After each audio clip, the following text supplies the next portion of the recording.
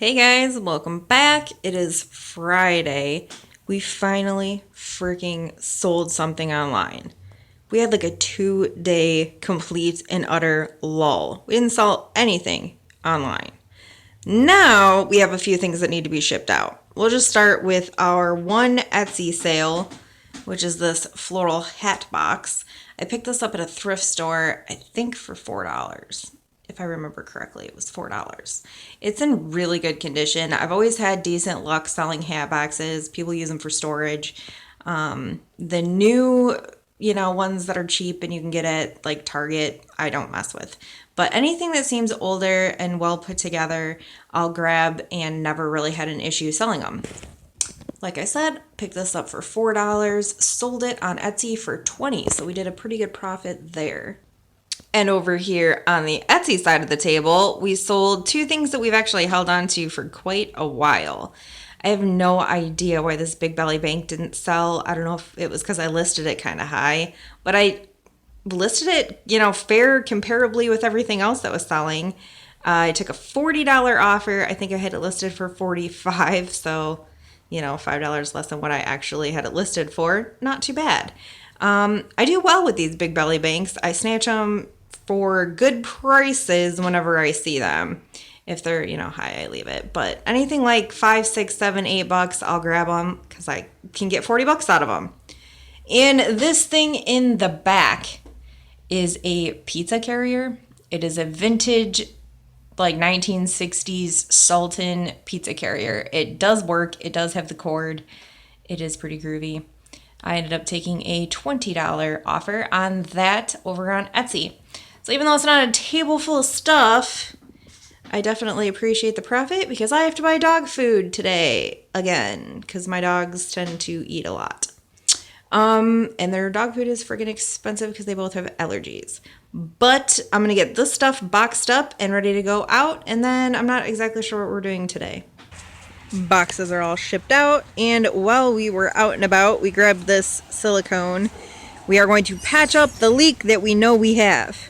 I'm still not totally convinced there's not another leak, but we know for sure this leaks. So we're just gonna go up top. He's gonna fill all the gaps up yonder and then come in here and fill all the gaps in here. We have a really nice weekend.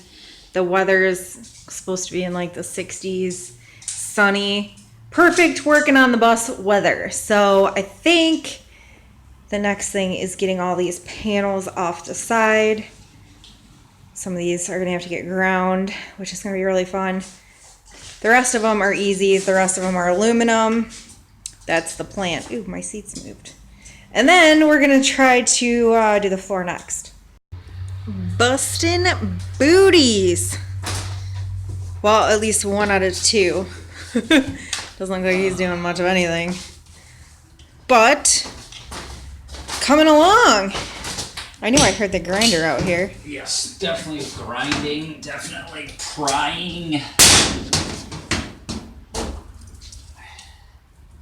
Yeah, this is a pain. There's rivets behind here that I have to get to with the chisel. And the only way to do that is to pry this up ever so quickly. How do you get to them even with prying it? It gives you a little bit of space. Oh, I see, because it runs along the same line as these. Yep. But emergency exit covers it up. Now I get why it's such a pain. Yeah, not fun, but it's doable. I've done 2. This is the last one I'm doing today, and then I scored that down there, so hopefully I can bend this back and forth to break it off at the bottom. If not, Scored what? The metal, because I'm only coming down to here and leaving this piece because the front of the bus is going to be bus. Business in the front, Yeah. party in the back. So yeah, our line right here is basically where our house stops and the front of the bus starts. We're gonna basically just leave the front of the bus looking like a bus because we have like that's our engine. I mean, it's just, I like it. I mean, yeah, it's going to be our house, but it's also a bus. We're going to live in a bus. The front of it might as well look like a bus. Wondering why it looks like the window might fall out. Guess it might. Don't breathe on it.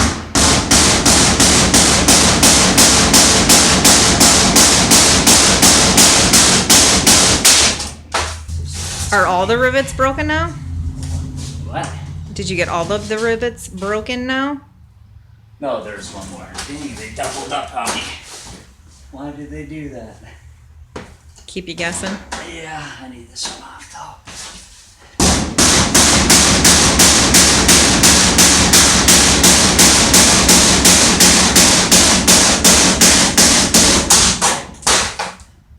Did you get it? Yes. Now that panel should just kind of pop out, right? No, because it's attached down there. I gotta bend it to get it to break. Alright.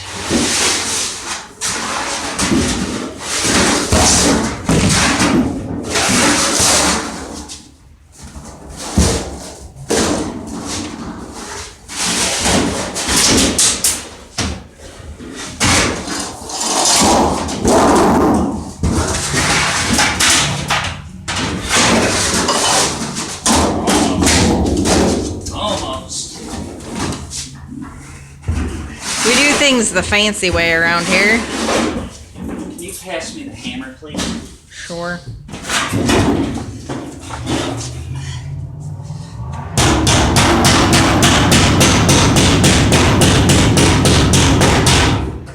Alright, gotta go this way.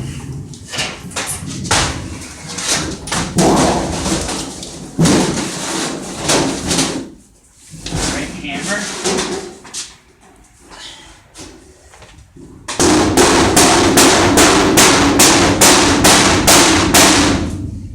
No, it's not gonna work. When in doubt, beat it out. I feel like that's going to be our freaking mantra for this schoolie conversion. I mean, that's gonna be behind a wall, so I'm leaving it. What else? Dude, I mean, regardless. He's only been out here for maybe an hour and a half. So that's pretty good. Luckily, most of these rivets are aluminum. Only where the emergency exits line up are steel rivets, but the rest of them are aluminum and they're coming out fairly easily. Now to like tappy tap everything back in place where it's supposed to be. I'm pretty sure our wood's gonna go over that anyway. Yes. Yeah, wood will go over. Our wood paneling's going this way. It kind of looks like wood planks. It's really cool. You'll see it eventually.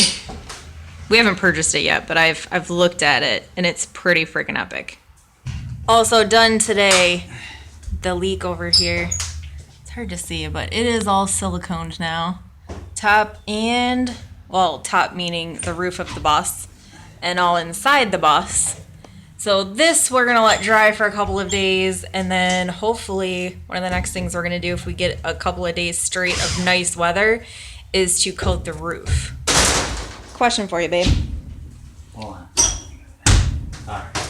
Under this lip, this part here, Yes. does this stay like that, or is that being ripped out as well? This is gonna stay like that. We pack insulation down behind it. Okay. Well, how are we... Okay, so this bracket corner thing comes out, and that's Yeah. how we get the floor up? Yep. Yep. That's Okay. just all Phillips head screws. Oh, that'll be easy then. Yep. And then we'll put that.